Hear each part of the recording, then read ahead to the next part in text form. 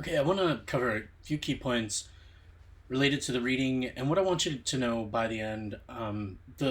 The reading sort of intertwines a look at charter schools with the film Waiting for Superman, and I think that really Waiting for Superman was a documentary that was really emblematic of a major shift that happened about 10 to 15 years ago with charter schools and school choice options. And I want you to know by the end the results of the Credo study, what percentage of charter schools are kind of equivalent or superior or worse than uh, their public school counterparts, um, how teachers relate to test score gains, some other key points like the relationship of schools to charter schools, how they were first conceived, how they operate now. And then there's a couple other key points related to Jeff Canada, the message of Waiting for Superman, the message of the film, um, and then the percent of teachers that leave within the first 5 years. Also, how people tend to feel about public schools, the difference between how they what they report about public schools in general versus their own kind of local school system. I always like to point out the author for this piece, Diane Ravitch, was George H.W. Bush's undersecretary of education. So she was second in line at the Department of Ed. She's a conservative. She's a very prominent, highly regarded uh, individual in education in the field of education. And I've had sometimes students ask me for recommendations for books during breaks, and Her Life and Death of the Great American School System is one of the options I sometimes recommend. Um, Her new book, Slaying Goliath, would be another option. I haven't read it yet, but yeah, most of her books tend to be interesting and well written. So I mentioned in the beginning to know about how the relationship between charter schools and public schools.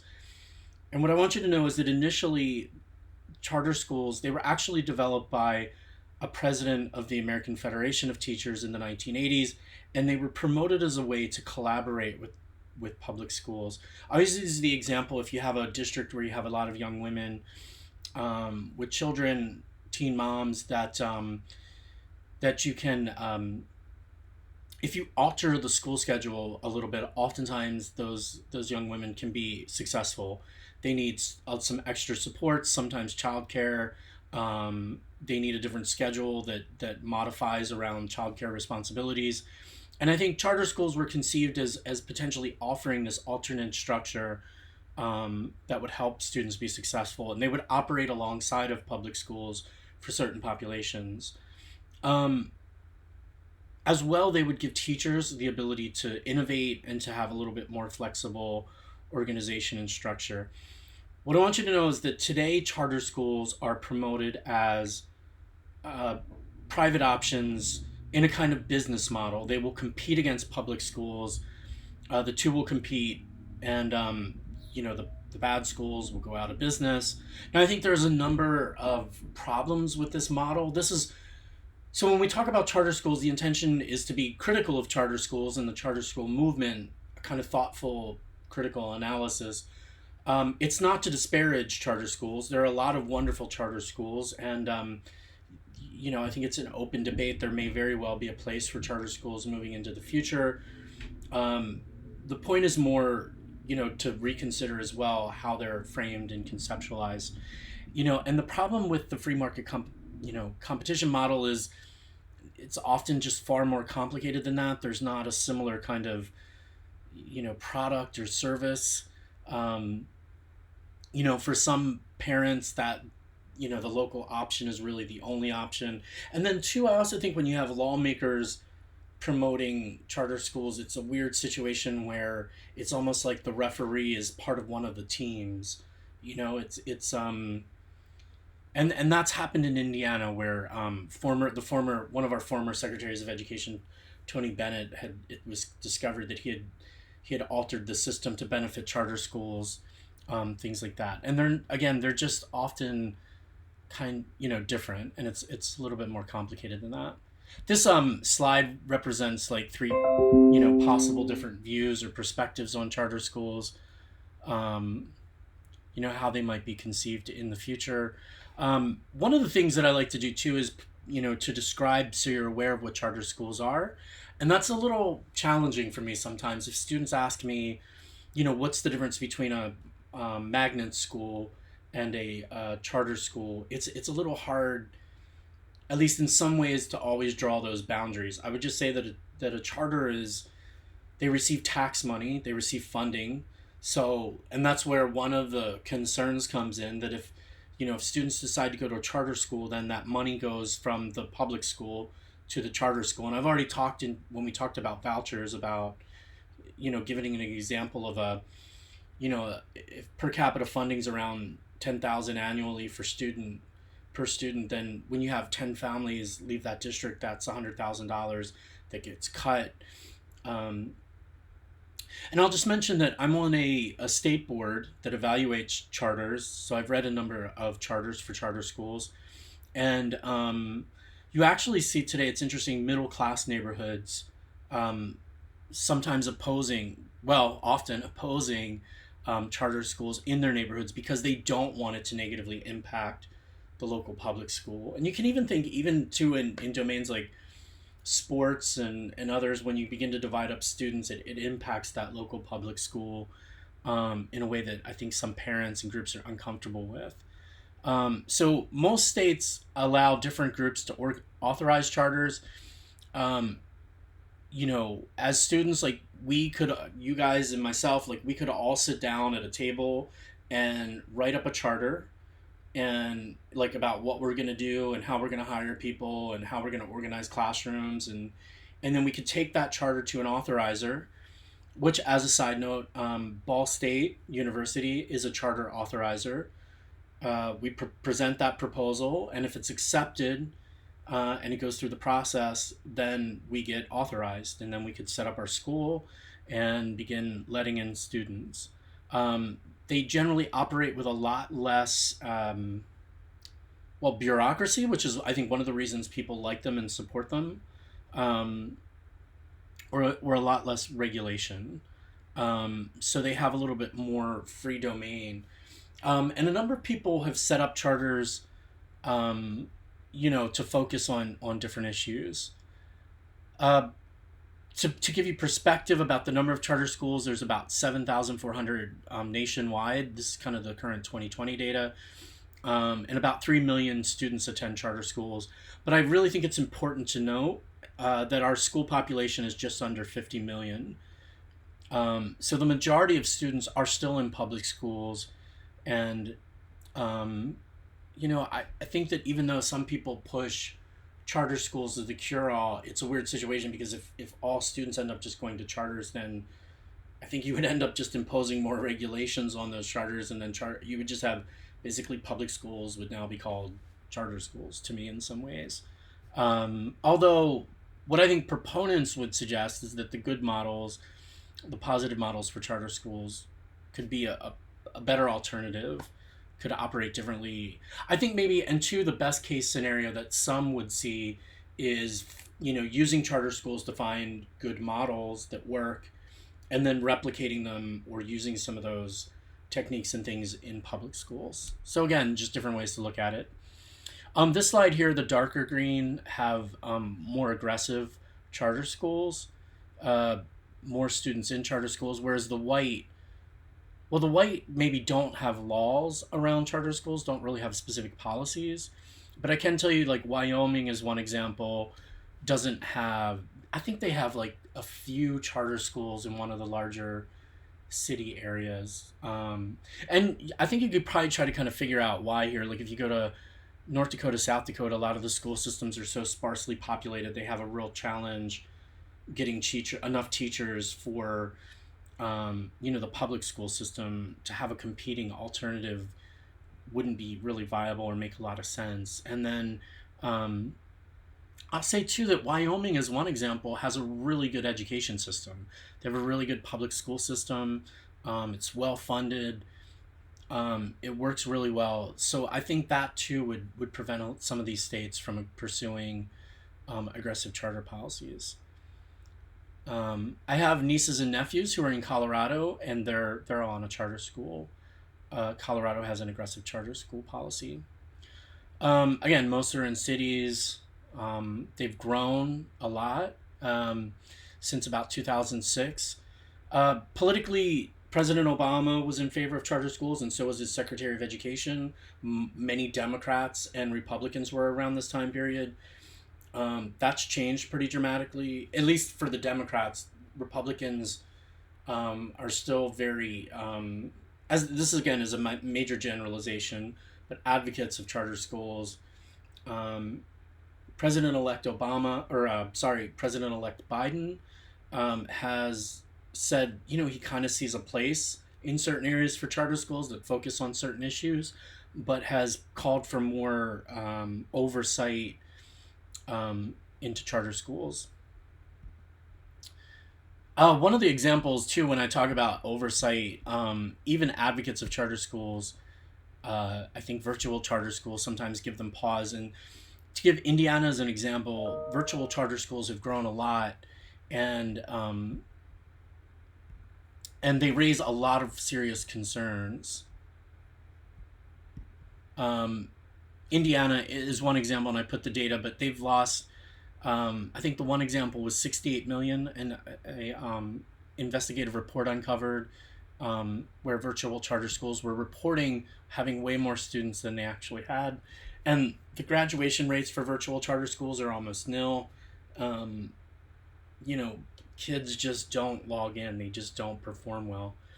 That's something we're finding out more generally too with the pandemic, that a lot of students are struggling with online learning and access. So one of the questions I posed to you, again, one of the things that really kicked off the charter school movement and promoted them was the movie Waiting for Superman. Most people don't really get excited about an education documentary, but this was David Guggenheim. He had a reputation, and so Oprah devoted like 2 weeks to Waiting for Superman. The premiere was red carpet. There were A-list actors, and it's a compelling movie. It follows 6 young children who are trying to get whose parents are trying to get them into a charter school. The picture up at the top is Jeff Canada, who is kind of the hero of the film, who oversees a charter school in New York, and the message is essentially, and this is something I think that really caught on at the time, that now people are again rethinking and reconsidering dramatically. But it's that it's 3 parts: that public schools are a failed enterprise. The problem is not money; it's bad teachers. That was sort of the gist of the film.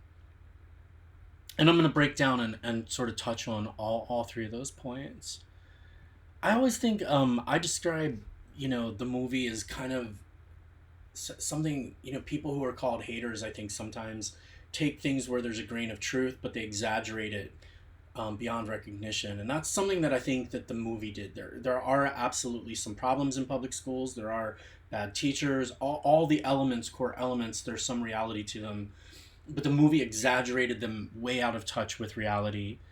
And again, I'll give examples of that. And David Guggenheim, as a side note, went to the same private school that Obama's daughters went to in D.C. So it didn't show any union-run charter schools. It didn't show any failing charter schools. The movie didn't show any positive examples of public schools. Sort of suggested that the solution would be to fire bad teachers. It misrepresents the NAEP data. And I like to point out that Diane Ravitch, was on the board of the NAEP for about 10 years. And this is a national sampling of our nation's schools using standard assessments. So it's the one assessment we have that I think looks at all students, schools across the country at least, does a sample of them using similar measures. David Guggenheim makes it seem like over 70% of our students are below proficiency. But that's not true. It's closer to 25%. Only 25% are below proficiency. Now that is still a reason for concern, and that's an issue worth acknowledging and addressing. but it's certainly not as dire and as impactful as the movie made it seem. Another key point related to this is that, Ravage points out, and this is true, by the way, this is the research is conclusive that the number one thing schools could invest in, the number one factor inside of schools that impact the quality of education and learning outcomes is teacher quality. If you're going to invest in anything, whether it's infrastructure, technology, out of all those different variables, teacher quality is the most important factor within the classroom in terms of impacting student learning. So undoubtedly, teachers are essential. But the counterpoint to this too is that also teachers still are limited in the extent to which they can impact student test score gain, at least using the traditional forms of performance-based assessments that are popular with policies like No Child Left Behind.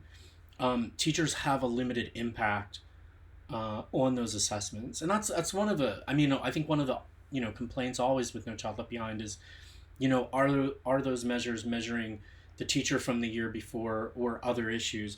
And the highest correlation to test score performance would be family income. Poverty is a much stronger correlation to test score performance than teachers. Okay, so another area, that's important, where there's a real disconnect, I believe, that Ravage points out in her piece is, and I think just the way that public schools have been beaten up on in movies like Waiting for Superman has led to a negative perception of schools generally. So if you poll people, and this is using Gallup poll data that she references in the piece, but if you poll people broadly, there's a disconnect where they will tend to say that public school, public education is struggling, public education is, a problem in the United States, those types of things. But if you ask people specifically about their local public school and about their local teacher, almost 80% today have a favorable rating, an A or B rating of their local school system and their child's own teacher. And I would just say that resonates with us as well. We have kids in the Muncie school system, which receives, negative press at times and things like that. But I think for us and for our friends, like people we know who have kids in the school system as well, they highly regard very favorable feelings towards teachers in those schools as a general point. And also, I think more generally, a feeling that there's a lot of great things happening in those schools despite a lot of challenges. And I will say, as one of the challenges that Muncie's faced, it has been competition with charter schools and a loss of students and a loss of funding related to the growth and development of charter schools. We're going to get into the results of the Credo study here. This was the most comprehensive study done of charter schools nationally. It was done by Stanford University. It was economists and other researchers, a group that did it, and they disaggregated to compare comparable charter schools with public schools to get a national sampling. And I'll just say going into this too that one of the things about charter schools that I like to point out is that bothers me sometimes is the hype, both that people tend to think that they're a cure-all for all problems in education, and then sometimes when you look at charter schools, like the names, they'll generally name themselves like academies. But I remember reading a charter for a school that was proposed for Muncie that was ultimately rejected.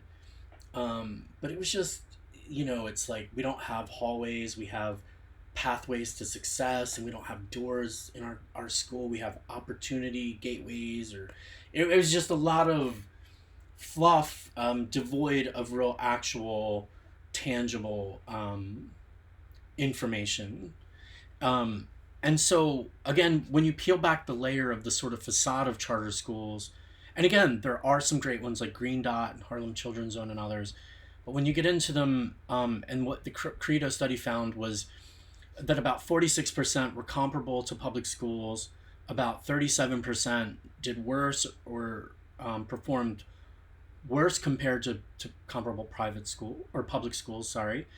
And about 17% or only about 17% of charter schools are actually better than comparable public schools. Now, I should say there's some nuance. I mean, this is the overall broad spectrum. Um, Within that 17%, I'll say there's a subset of charter schools that do really, really well. Green Dot is an example of that, generally speaking. Um, on the other end of the spectrum, you have some horrible charter schools that would be in the worst category. And then since this study and the data that I'm citing here, there have been some new research that shows that charter schools are doing better serving some marginalized and underserved populations in urban areas. There are areas where charter schools have shown improvement. So I think proponents would try to present a more nuanced picture than this. One of the things, and I have edited and shared in class a John short kind of segment from a John Oliver piece, who's a British comedian, so you have to understand this is from a comedy show, not investigative journalism or anything. But he does look in depth at some of the in the piece of some of the corruption and problems with charter schools, and in particular during the time when a number of states had really unregulated charter school development, there was just some rampant fraud and just corruption. This in this slide here I've cited. There's an estimate, and this is from 2015 study, but it was published in 2019, around $1 billion of loss. And I can tell you that in Indiana in particular, I mean, Ball State closed out of their, 9 to 10 charter schools that the university oversees, closed a number of them, and there has been millions and millions of dollars, that ends up getting lost or, sort of through that process. Not to mention, again, just the fraud. And even when you don't have the fraud, there's a number of unscrupulous or seemingly unethical things that can happen. And one example of this is if I want to start a company, what I could do is go, and especially areas in like Muncie, Indiana and Gary, Indiana, buy up property, buy up buildings. I have one company that buys these buildings. Then I create another nonprofit that starts charter schools. I rent my building to my charter school. I make money from that sort of endeavor. It's not illegal, but I think it's questionable in a number of ways. Or perhaps then you're running your charter school not for the love of education, but to make a profit. And there's complicated things like that happen. Maybe at times that aren't that bad, but then at times that are really bad. Gary, Indiana, is just as a quick side note, has more kids in charter schools right now than in traditional public schools. And I put it to you as kind of a question about what the Department of Ed and other groups should focus on in terms of reform. That's something maybe just for consideration. Going back to Waiting for Superman, Jeff Canada's heralded as a savior in the film. And what Ravitch points out that I want you to be familiar with is he has about $400 million in assets. And this is from a while back, so it could be more, could be less. He's paid around $200,000 annually. So Harlem Children's Zone has tremendous amount of wraparound services. They have social workers, nurses, all these other people that help the children be successful. Now that's wonderful. I think that's great for those families and for those children. But what Ravitch, the point she wants to make is that you can't say that money isn't an issue and then hold this up as your example in this film. It's disingenuous or intellectually dishonest to do that. Harlem Children's Zone clearly has a lot of funding, and that funding is likely a big part of the success it's had. Another note in relation to this is that even with that funding and that support, it doesn't mean there's going to be universal success. And Jeff Canada ended up booting out a whole class of students, a whole group of students, simply because he was worried about upsetting shareholders, um, or his board, sorry, his board of trustees. This was chronicled in a book that was turned into a documentary called Whatever It Takes. And I think the point here is just to say that, it's hard working with kids in poverty. And even when you have a lot of assets, it's not going to mean guaranteed success. All right. There's other disingenuous things. I mean, the movie bashes unions, but then holds up Finland as an example. Finland's teaching force is all unionized. So there's just a lot of incongruent aspects to the film. In terms of scalability, Green Dot is one that I've mentioned before. That does great things, but they also have a lot of assets, a lot of donations, and again, with 1 year they received a $15 million influx of funding, but their test scores only bumped up marginally. So things, again, it's just more complicated than funding. And then the other big question is, as a nation, are we committed to doing this actually on a broad scale? The examples that are held up in the film, are we willing to try to make them models for other areas? DC Seed is mentioned in the film, but it spends about $35,000 annually. Again, it's a great school. It's a boarding school in Washington, D.C. that kids attend. All right. On the Canvas site, I put a link to a video that's about LeBron James School, which is called I Promise. If you're not familiar with it, it's only a few years old. LeBron James developed scholarships for kids in Akron to go to college, and has also funded this school.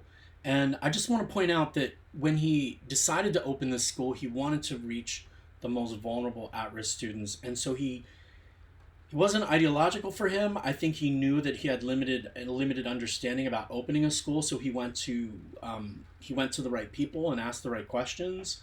And I think I Promise is one of the best models for school reform, potentially that I've seen, and I think other people have a similar kind of feeling about it. And as it continues, it's shown very positive results.